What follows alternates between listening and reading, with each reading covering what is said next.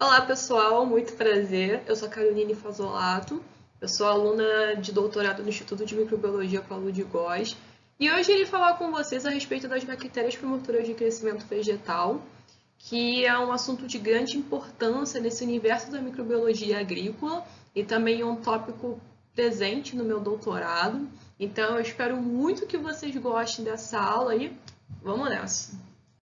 Então, pessoal, essa aula eu separei em três grandes tópicos. Primeiramente, irei falar com vocês a respeito das bactérias promotoras de crescimento vegetal, quem elas são, onde elas vivem, o que elas comem. E depois irei falar com vocês a respeito dos mecanismos diretos e indiretos de promoção de crescimento vegetal.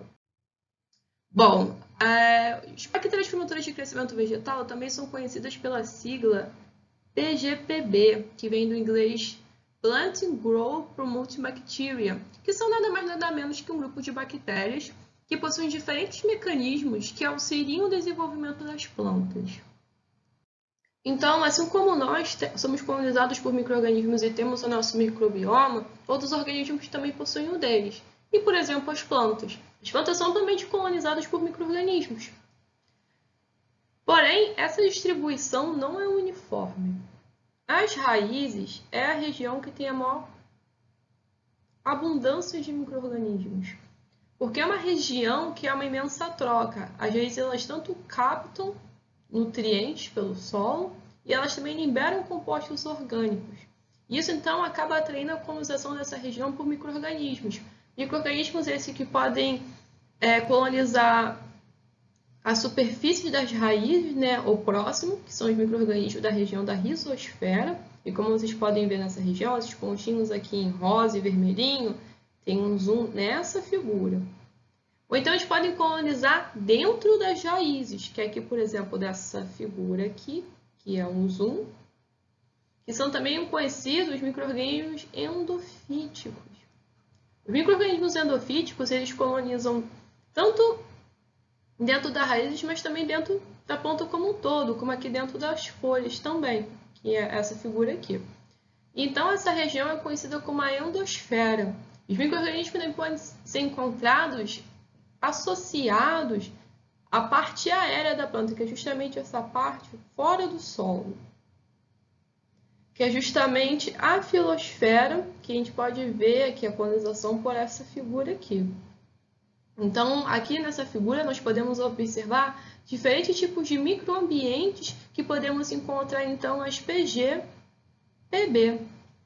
E esses micro-organismos, eles têm uma grande importância na agricultura sustentável. Porque pensa comigo, há micro-organismos PG/PB que podem atuar com o papel de biofertilizante. Ou então, atuar no controle de patógenos, então, como agentes de biocontrole. Tradicionalmente, quais são os compostos que a gente usa na agricultura com essa finalidade? Fertilizantes e os agrotóxicos. No entanto, há componentes do fertilizante que são finitos. Isso é uma coisa que eu irei falar mais para frente. E também há componentes dos agrotóxicos que são tóxicos para a gente. E isso é um assunto que é muito discutido em matérias, mas a quantidade de agrotóxicos que usamos no Brasil. Então, a utilização dessas bactérias, desses micro-organismos que têm esses mecanismos para promoverem crescimento vegetal, ele é uma tecnologia verde e de grande importância e sustentável, porque são micro-organismos presentes nas plantas, né? Então, os que são utilizados com esse cunho de biofertilizantes ou no biocontrole, eles não são patogênicos para nós e nem para as plantas, né? Porque é todo um trabalho de triagem que é realizado nisso. E dessa forma, então, eles contribuem para o uso de tecnologias que não sejam danosas nem para as plantas, nem para os consumidores finais, que somos nós, e nem para o solo, porque sim, é uma questão muito importante em todo esse contexto da microbiologia agrícola, também é a saúde dos solos. Então, as PGPBs auxiliam também na fertilidade desses solos, porque elas vão contribuir para a presença de diferentes compostos minerais, né? A disponibilidade deles, que a gente vai ver mais para frente, Então, com isso, haverá um aumento da produção agrícola e a melhoria desses agrossistemas que com o uso dessa ferramenta, né, das PGPBs, me desculpe, eles não vão ficar tão susceptíveis à poluição causada por fertilizantes químicos ou agrotóxicos. Chega a muitas linhas de pesquisa, mas não é o foco dessa aula, mas eu vou falar a fundo de curiosidade, em que grupos tanto isolam potenciais PGPB e também bactérias que consigam, então, descontaminar esse solo. Então, a biorremediação. Vai justamente, então, promover essa alta fertilidade, essa promoção do crescimento e recuperar esses solos, porque a saúde do solo é de extrema importância para o desenvolvimento vegetal.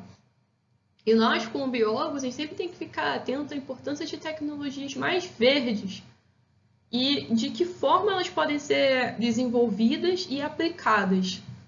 E os principais grupos de micro-organismos PGPB são dos filos Proto e Firmicutes, como, por exemplo, os Pseudomonas e os bacilos. Os mecanismos de promoção de crescimento vegetal eles são divididos de duas formas.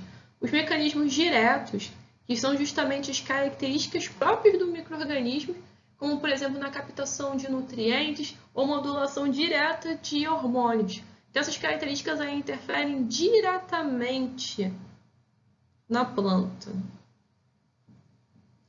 E os mecanismos indiretos, que tem como principal definição a utilização das características desses micro-organismos em combater patógenos, que acaba sendo uma alternativa menos danosa para a planta, né?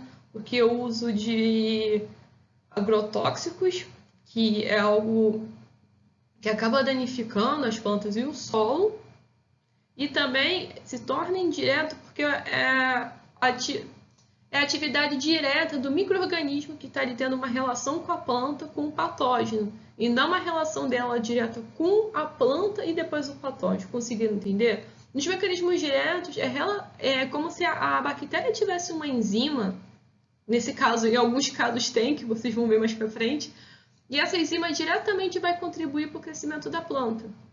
Aqui, nesse caso, é como a bactéria que ela produz algum composto químico que irá matar essa bactéria, e isso, consequentemente, essa bactéria patogênica, irá beneficiar a planta, né? Vou deixar aqui uma plantinha feliz, porque ela causava o mal a essa planta. Vocês conseguiram entender? Espero que sim.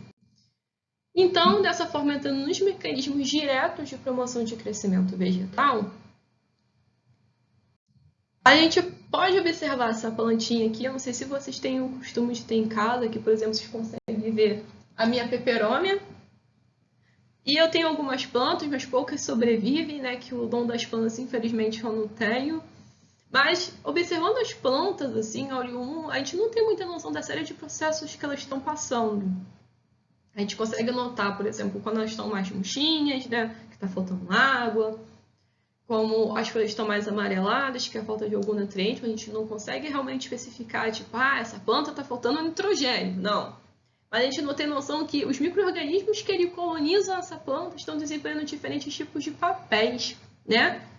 Como micro-organismos presentes, por exemplo, nas folhas, associados, né? Na filosfera ou dentro, micro-organismos das raízes, micro-organismos do solo. Eles, nesse momento, estão desempenhando diferentes tipos de atividade nessa planta, contribuindo para que ela cresça, que ela se desenvolva, que ela consiga ter resistência a patógenos, que ela consiga amadurecer os frutos, né, se for uma planta que tem frutos. E, nisso, elas podem, então, contribuir para a disponibilidade de componentes minerais. Aqui eu dei um breve spoiler do que as bactérias, né, promotoras de crescimento vegetal, podem contribuir, mas eu vou falar melhor sobre isso ao longo da aula.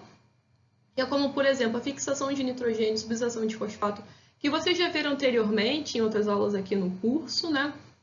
Sobre o ciclo do fósforo e do nitrogênio, e também na produção de siderófilos. E é nisso que a gente vai abordar agora.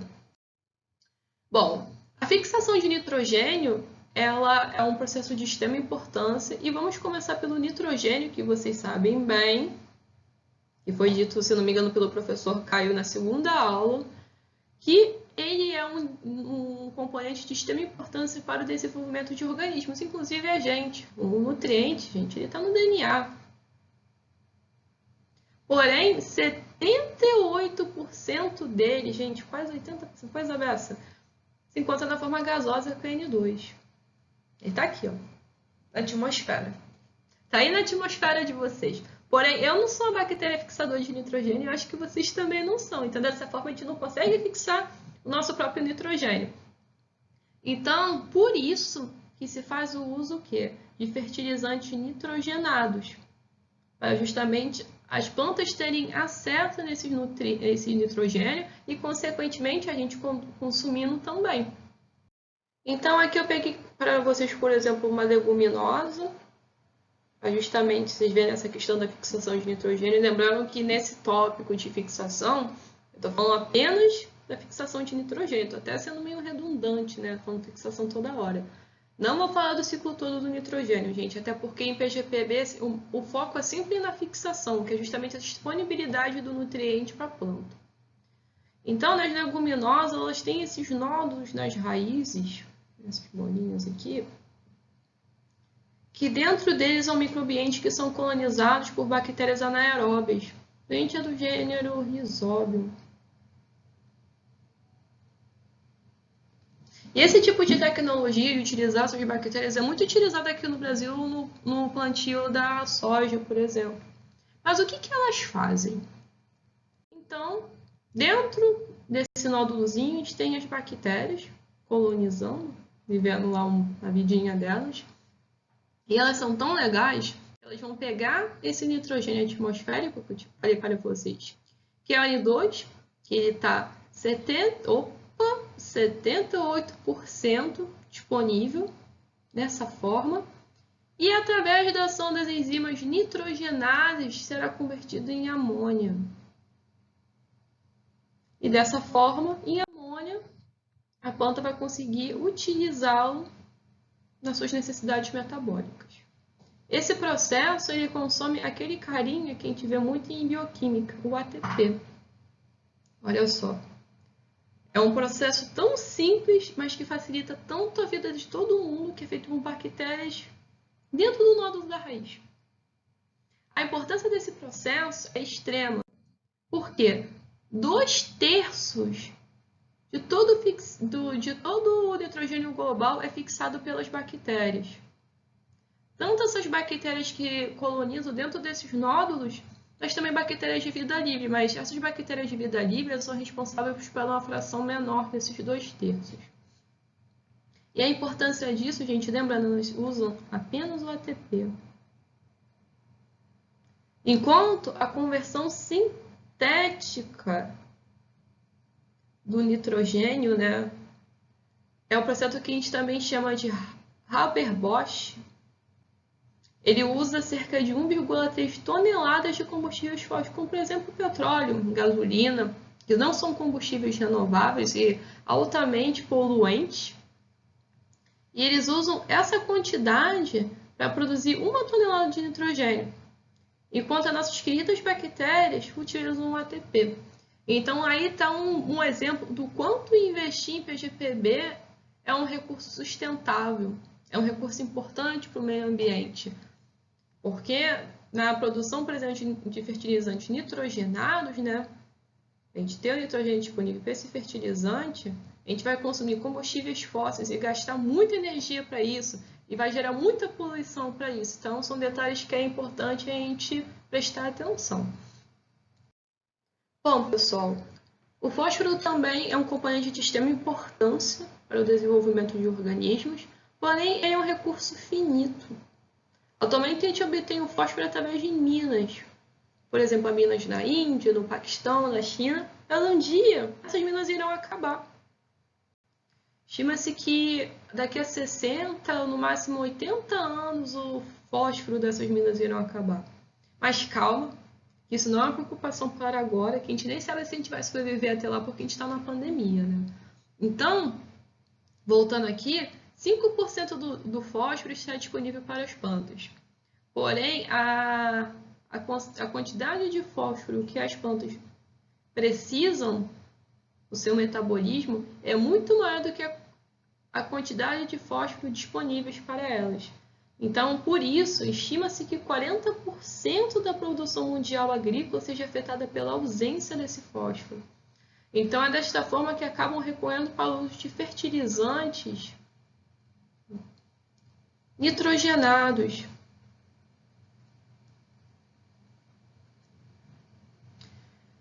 O que a longo prazo, uma hora vai faltar justamente porque o fósforo é um recurso finito. E o fosfato, ele é a forma mais comum de fósforo que a gente pode encontrar no solo.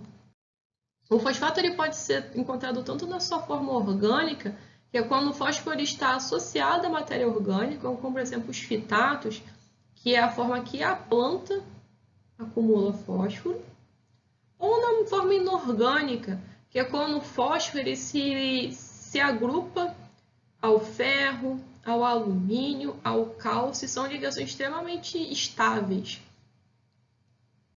Então, gente, a solubilização desse fosfato orgânico, ou também vocês podem encontrar pelo nome de mineralização. Eu peço desculpas pela minha péssima letra,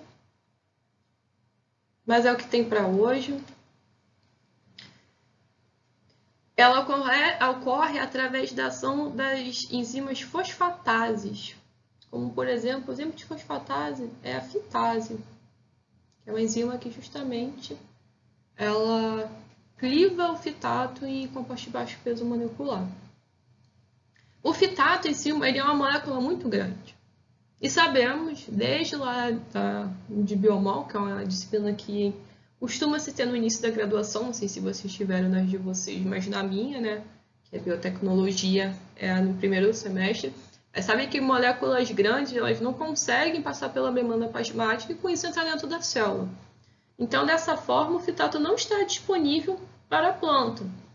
Então, o que as fosfatases fazem? Elas pegam esse fitato e converte ele em composto de baixo peso molecular. Então, dessa forma, ele consegue se difundir pela célula vegetal. Com isso, a planta consegue utilizá-lo nas suas vias metabólicas. Ela consegue, então, ter esse fósforo presente que é necessário. Eu quero que vocês prestem atenção é que essas enzimas elas são ativas em pH baixo. Por que eu quero que vocês prestem atenção nisso? Porque isso também está atrelado com a solubilização de fosfato inorgânico. Já no caso do fosfato inorgânico, as bactérias vão liberar ácidos orgânicos para justamente romper a ligação do fósforo com alumínio, com ferro, com cálcio, que, como eu falei antes, são ligações extremamente estáveis. Então, o que ela vai fazer? Ela vai diminuir esse pH. Então, com isso, você vai contribuir para que tenha a quebra dessas ligações e, com isso, o íon de fósforo, né, o fosfato ou íon fosfato, ele vai estar, então, disponível para a planta.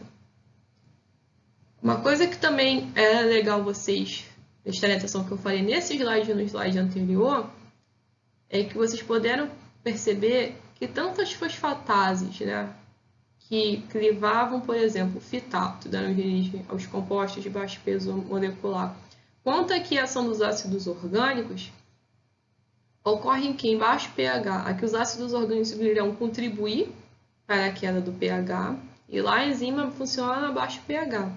Então, quanto menor o pH, maior será a disponibilidade de fósforo. Certo? Porque é necessária essa redução do pH, tanto para as enzimas fosfatases ou para que os ácidos orgânicos atuem justamente quebrando essas ligações e liberando o fósforo para que ele fique disponível para as plantas.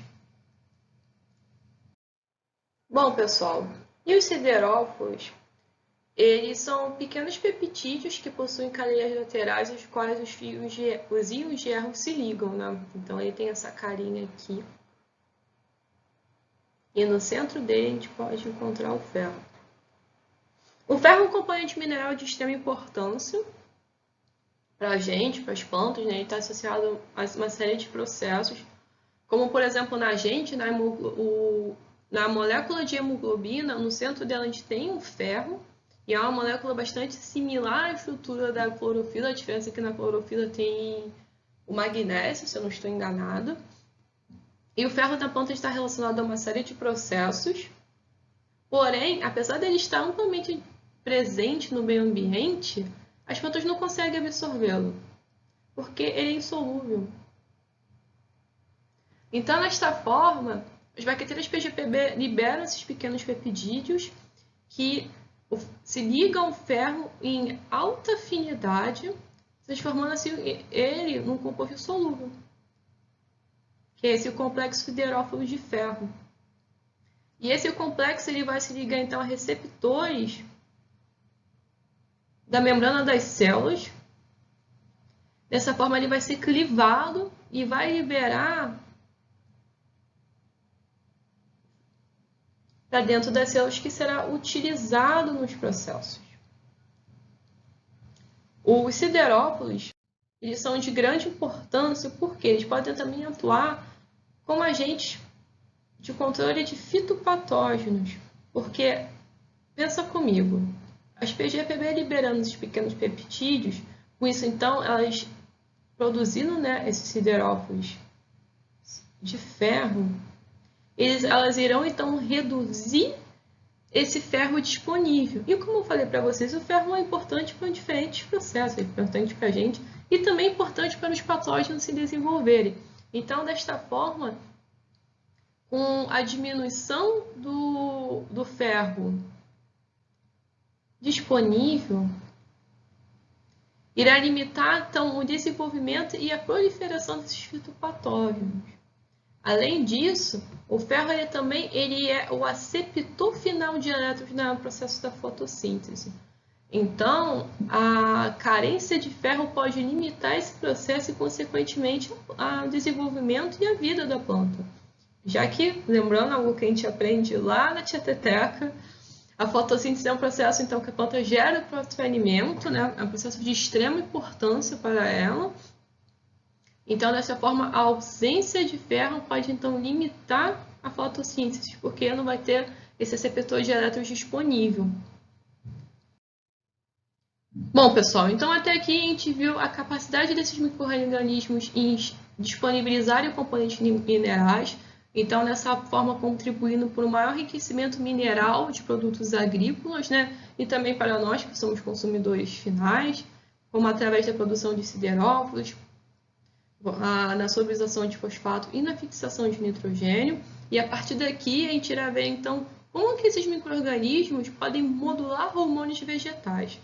Mas antes de começar esse tópico, vamos dar uma pausa, beber uma água, inclusive eu vou beber a minha aqui. E quando vocês voltarem, eu estarei aqui esperando vocês para a gente dar uma retomada nesse próximo assunto, que são a modulação de hormônios vegetais. E aí, já voltaram? Então, vamos continuar. Bom, as plantas, assim como a gente, elas também possuem hormônios. Hormônios esses que estão associados a diferentes processos nelas, como, por exemplo, o etileno, as auxinas e as citocininas, que são alguns dos fito-hormônios que eu iria abordar hoje. Então, pessoal, a auxina é um exemplo de fito-hormônio presente nas plantas. Ela também é conhecida como o hormônio do crescimento. E ela foi o primeiro fito-hormônio a ser estudado. Há um grande número de auxinas presentes no ambiente. No entanto, o ácido indol-acético, também conhecido como AIA, ele é o mais estudado e o mais reativo.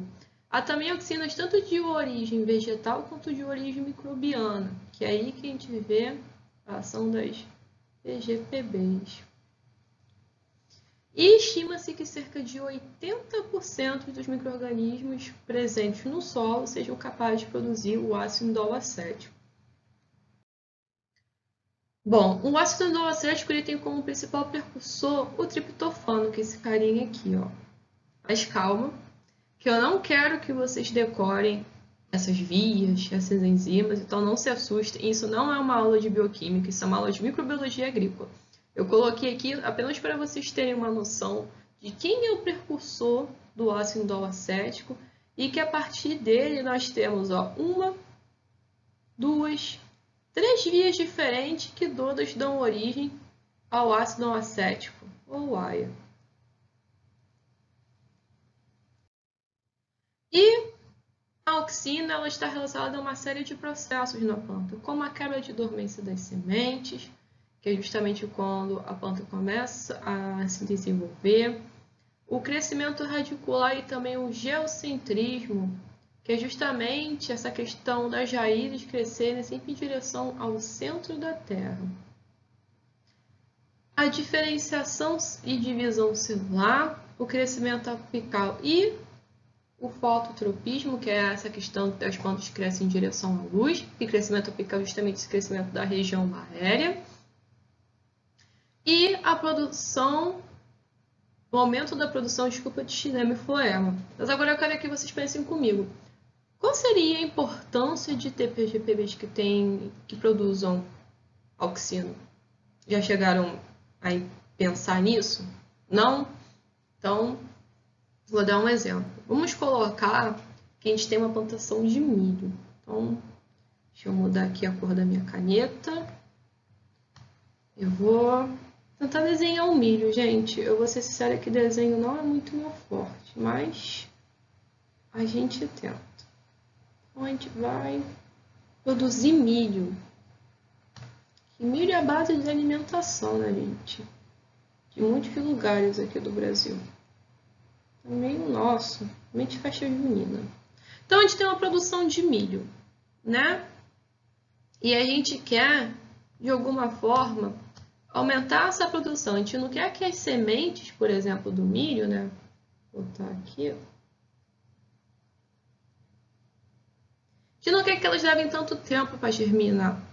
A gente quer que as sementes do milho, elas se desenvolvam mais rápido, a gente quer que o milho em si se desenvolva e cresça rápido. Então, com isso, o que seria interessante? Aplicar PGPBs.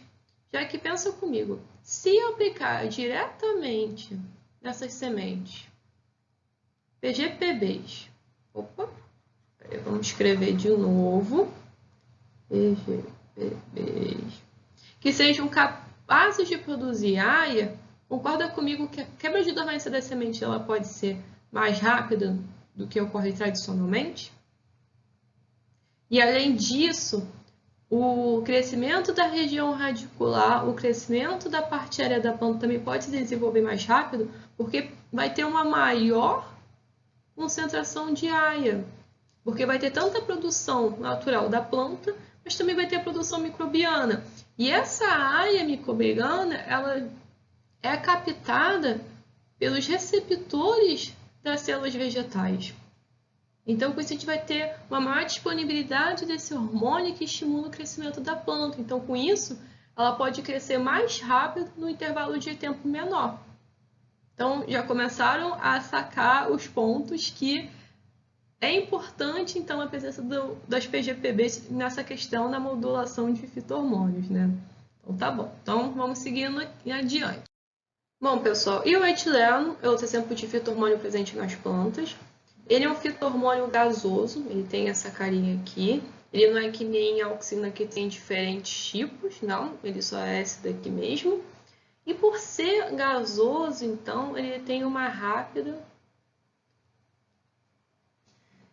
difusão dentro da planta. Então, ele é um mensageiro muito mais rápido do que a auxina, por exemplo. E o etileno é conhecido como o hormônio do amadurecimento. Ele está relacionado ao amadurecimento de frutos. Chega a muitos produtores, como por exemplo, de mamão. Lá vou eu novamente mostrar para vocês o meu talento artístico, que é 0. Mas vamos lá. Tudo pela ciência. Então, gente, isso daqui é um mamão azul. E eu não quis trocar a cor da caneta, que deu muito trabalho para botar essa cor. E o mamão, eu posso estar tardar esse amadurecimento, porque eu não quero ter perdas na minha produção e no transporte. Então, o que eu faço? Eu uso antagonistas de etileno. Então, dessa forma, eu vou conseguir inibir o etileno, né? Ele não vai ser captado pelos receptores das células dessa região, né, do fruto, e o meu mamão não vai amadurecer tão rápido. Essa é uma estratégia extremamente utilizada por produtores de fruto. Mas eu também posso acelerar o processo de amadurecimento do meu mamão, ou então de outro fruto. Deixa eu pensar um outro exemplo. Das minhas bananas. Então, botar que eu também sou uma produtora de bananas. As bananas ficaram péssimas, mas o que vale é a intenção. E eu quero, então, acelerar essa maturação, porque eu quero fazer uma cuca de banana logo. Então, eu posso utilizar agentes que atuem como etileno, sejam agonistas. Opa! Chega até um que tem um nome até parecido com o etileno, se não me engano, é efenon, que justamente tem essa ação de acelerar o processo. Não sei se vocês já viram na casa dos avós de vocês, que isso é mais costume de pessoas antigas. Costumam-se tampar essa região aqui do cacho de banana, para justamente, então, o quê? Atardar a maturação da planta, que é justamente buscando que o etileno não seja tão rapidamente difundido, e com isso a sua banana não amadureça tão rápido. Então, tá aí uma utilidade prática no dia a dia do etileno.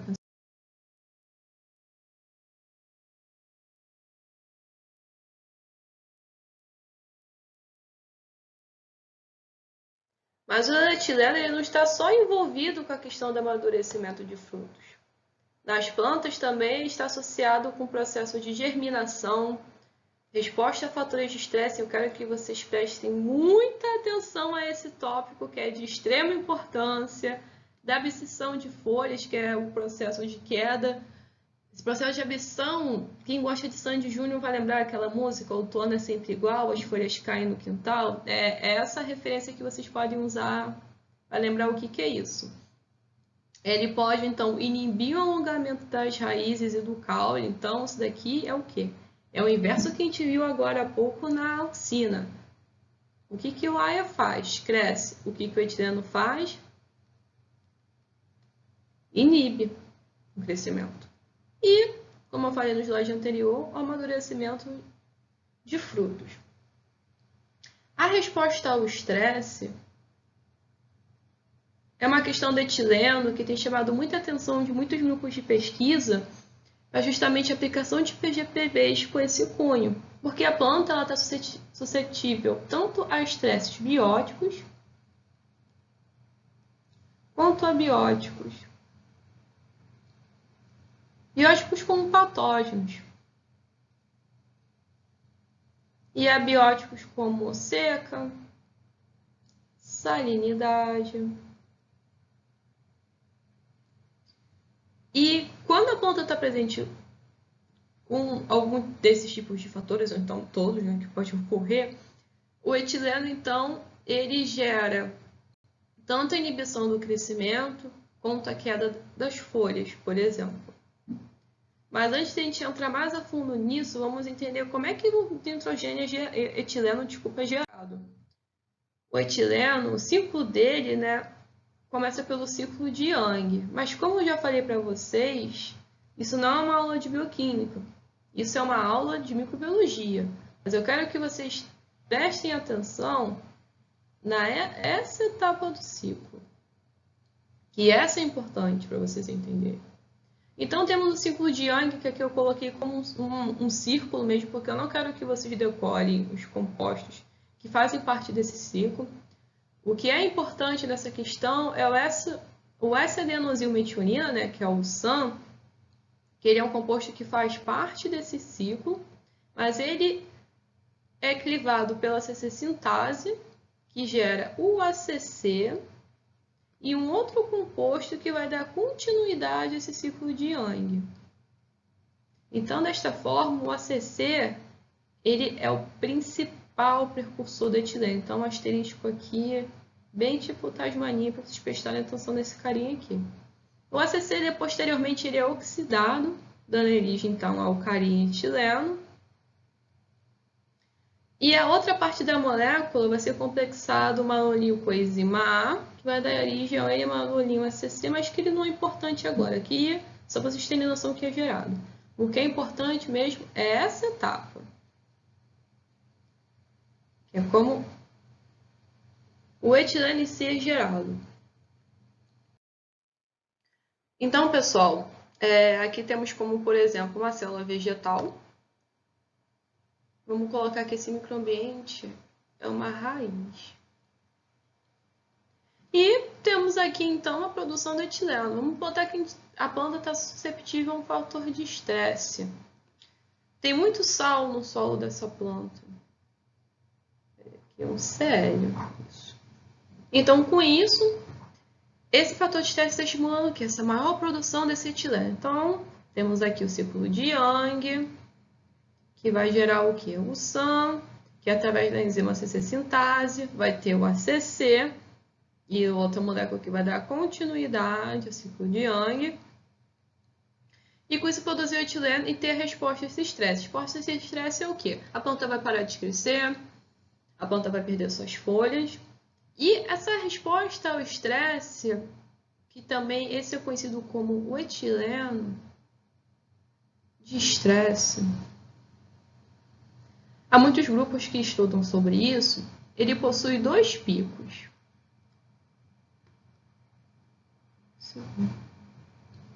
Esse primeiro pico do etileno de estresse, ele é quase imperceptível porque é o limiar bem próximo da produção normal da planta. E tem um segundo pico, que é justamente que pode levar até mesmo à necrose de tecidos vegetais e também a morte do indivíduo vegetal. Normalmente, o gráfico de uma figura do etileno de estresse costuma ser assim, que é o primeiro pico por aqui e o segundo pico por aqui. Eu não quis trazer para vocês uma figura que eu achei que ficaria muito mais didático explicando dessa forma do que jogar um gráfico com um monte de informação. Mas basicamente é isso. A planta, quando está sujeita ao estresse, ela começa a produzir etileno, e esse etileno, por ter uma rápida difusão, ele acaba então difundindo, né, pela planta, esse mensageiro gasoso, e acaba levando esse segundo pico, que causa uma resposta muito mais latente. Então, pode significar o que anteriormente a planta só para de crescer e perde as folhas, nesse outro, então, pode causar, por exemplo, danos à fotossíntese, porque o etileno em altas concentrações ele pode causar, então, a clorose da planta, que é a perda do pigmento da clorofila. Pode causar, então, a necrose de alguns tecidos, e isso pode levar, então, consequentemente, à morte da planta. Então, esse etileno de estresse é uma questão de grande preocupação, principalmente para produtores agrícolas que sofrem com algum tipo de limitações, um solo salinizado, ou então mesmo um déficit hídrico, então a presença de patógenos também pode provocar. Mas aí, gente, que vem ela, que para mim é o meu tema predileto em PGPB, a belíssima ACC-deaminase. Para mim, a ACC-deaminase é uma das provas de quantas bactérias são fantásticas. Eu sou muito suspeita para falar disso. O que ela faz? Então, aqui, como a gente estava falando anteriormente, está dentro da raiz da planta, e essa aqui é uma bactéria endofítica. Aqui é meu caso hipotético. Então, a planta está aqui, está estressada, tem muito sal, e ela está produzindo muito etileno, muito etileno, muito etileno, muito etileno. E por estar produzindo muito etileno, ela tem muito ACC, que é o precursor. Então, o que ela faz? Ela pega esse ACC, que é o principal precursor, e através da ACC-deaminase, que é uma enzima de origem microbiana, ela não tem na planta, ela tem na bactéria só. ela vai converter esse ACC em ácido alfa-ceto-butirato e amônia. Então, desta forma, ela irá o quê? Diminuir a concentração do etileno, que pode ser o de estresse, né? Ela pode, uma pequena proporção, mas auxilia, aumentar a disponibilidade de amônio, né? Porque quando ela converte o ACC, ela gera amônio. E dessa forma, conferir o quê? Resistência ao estresse. Porque pensa comigo, a planta vai estar lá, de frente ao agente estressor dela, por exemplo, aqui é o sal, ela vai estar produzindo muito etileno, mas de qualquer forma a gente inoculando esse PGPB produtor que tem essa deaminase, mesmo que a planta esteja produzindo muito, ela não vai chegar a esse segundo pico, porque a bactéria vai estar pegando o ACC para ela. E dessa forma também fornecendo amônia para a planta. Então, a planta não vai chegar àquele limiar que ela pode até morrer por causa do estresse. Então, esse é um mecanismo microbiano de conferência de estresse para a planta. É fantástico, gente, é sério. Eu adoro a ACC-deaminase, eu acho ela sensacional. Então, pessoal, as citocininas, elas também são tipos de fito-hormônio e que são divididos em dois grupos. O grupo da adenina, em que a cinetina ela foi a primeira citocinina microbiana descoberta.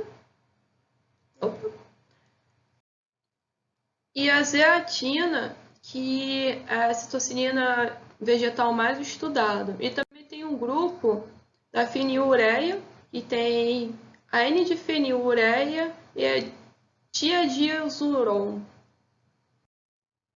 As citocininas elas têm uma ampla gama de processos associados à planta, como a germinação, a divisão celular. Elas retardam a senescência foliar, que é justamente o processo de envelhecimento da folha, né? Ela também está relacionada à formação de nódulos nas raízes. Vocês lembram lá atrás, na fixação do nitrogênio que eu falei para vocês? Vou até ter que desenhar de novo. Aqui é uma raiz, gente. Que nas leguminosas tem esses nódulos, que dentro deles é um ambiente anaeróbio, que quando visa principalmente aquelas bactérias que fixam o nitrogênio do gênero Rhizóbio, então esse fito-hormônio está o quê? Relacionado a esse processo de formação desses microambientes para essas bactérias. Olha só a importância dele, como tudo está atrelado. E na diferenciação de flores e frutos.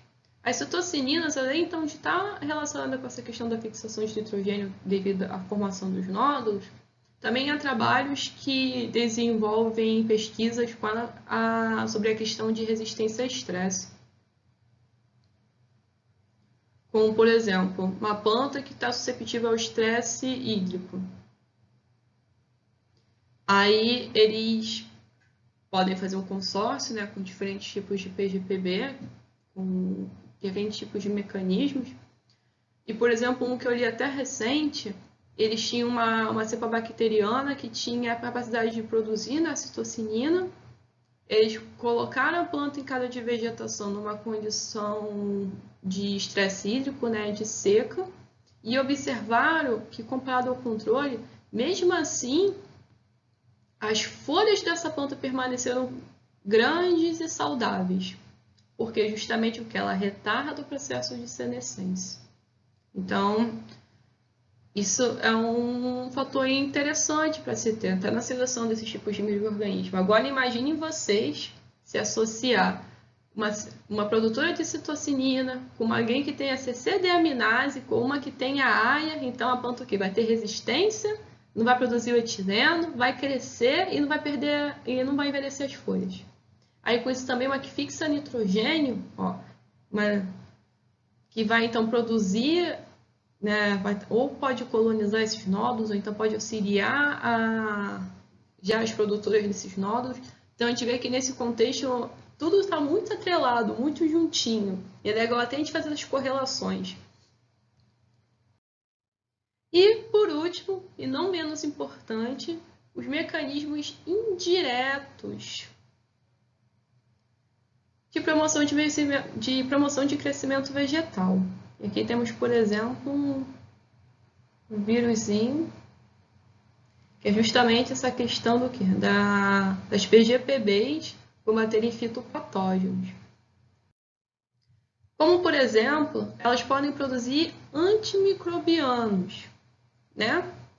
Sabemos, então, que a produção de microbianos não é tão específica, ela não tem um alto grau de especificidade assim para um gênero de micro-organismos.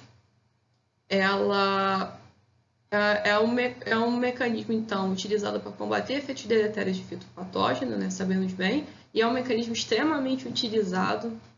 Chega, muitas vezes, se extrai muitos antibióticos derivados dos gêneros bacilos e pseudomonas, né? Isso entra até o que eu falei lá anteriormente, que esse gênero é presente do Firmicutes e esse é do filo Proteum, que são os dois mais abundantes PGPBs. E então podem atuar como agentes antifúngicos ou antibacterianos, antiamíndicos, antivirais e antitumorais, como, por exemplo, tem algumas bactérias que têm a capacidade de formar tumores nas plantas, como a Agrobacterium. Mas também temos estratégias mais específicas, como o uso da fagoterapia, que eu achei fascinante quando eu fui ler sobre isso um tempo atrás. A fagoterapia nada mais é que a gente utilizar fagos específicos para fitopatógenos bacterianos, mas tem que ser até nível de cepa. Então, com isso, é necessário que tenha o maior conhecimento de qual é o agente patogênico que está cometendo a sua cultura. Então, a partir disso, a partir da análise, saber qual é o agente patogênico. Então, com isso, é necessário sempre uma triagem. São aplicados três cepas diferentes de fagos, né? Costumam ser de 2 a 3, na verdade.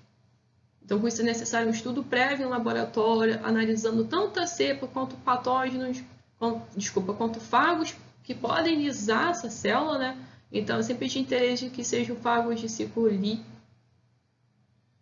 lítico, que vão justamente o quê? Lisar a célula dessa bactéria. E isso aqui foi até uma curiosidade que eu vi quando eu estava montando a aula para vocês, que eu não sabia. O uso da fagoterapia como agente de biocontrole tem quase um século. Até vi que tem trabalhos de 1923, gente. Isso eu fiquei surpresa. Lembrando que a fagoterapia, apesar de ser uma estratégia mais específica,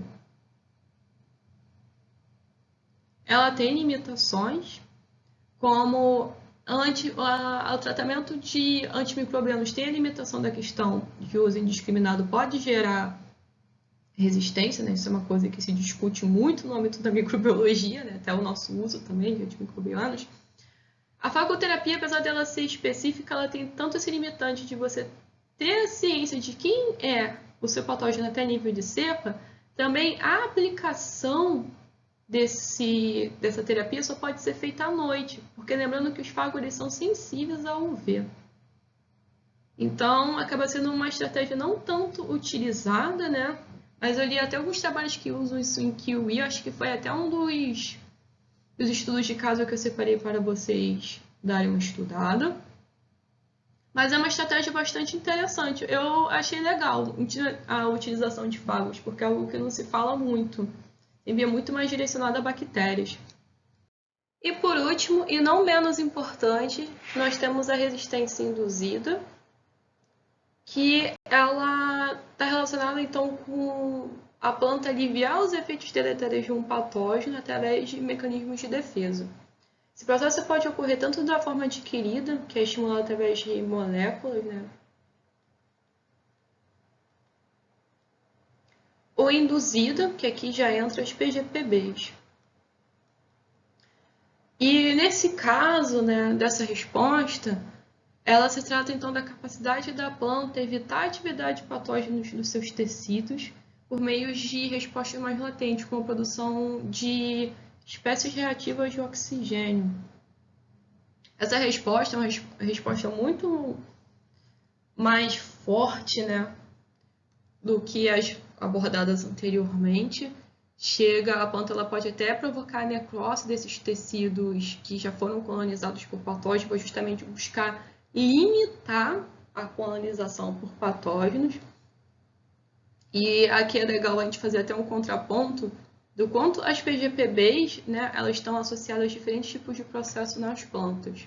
Eu falei antes na parte dos fitomônios que elas podem então conferir resistência da planta a agentes de estresse, né, como por exemplo a CCD-aminase, trinitranoetileno, as citocininas, né, justamente na questão de limitar que a planta não perca folhas, tomoxina que estimula o crescimento, né, então a fixação de nutrientes que vão contribuir no final a maior concentração de componentes minerais, né, nos produtos agrícolas.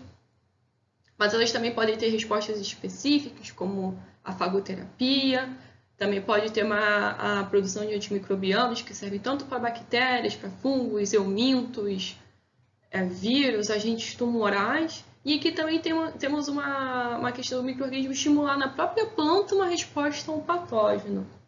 Então, eu espero muito que vocês tenham gostado dessa aula, que tenham se maravilhado no universo das PGPBs, porque é uma ferramenta, como eu falei no começo da aula, de extrema importância para a microbiologia agrícola e que precisa ser cada vez mais explorada e estimulada, né, por se tratar de uma tecnologia sustentável, ainda mais no momento que a gente está vivendo, que é necessário a gente ter uma consciência da utilização de tecnologias renováveis e diminuir o uso de combustíveis que impactem o meio ambiente, né? Ou então de fontes finitas. E então é isso, pessoal. Espero que não tenha ficado nenhuma dúvida. Também, se ficar, podem entrar em contato comigo pelo meu e-mail, que está lá nos slides de introdução, e também pela própria plataforma da disciplina, né, no Classroom, que eu estou lá olhando tudo que vocês estão postando.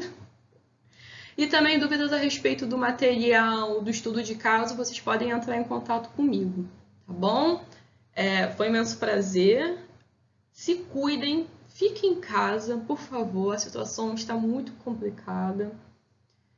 E é isso, gente. Se cuidem, cuidem dos seus e até a próxima. Tchau, tchau.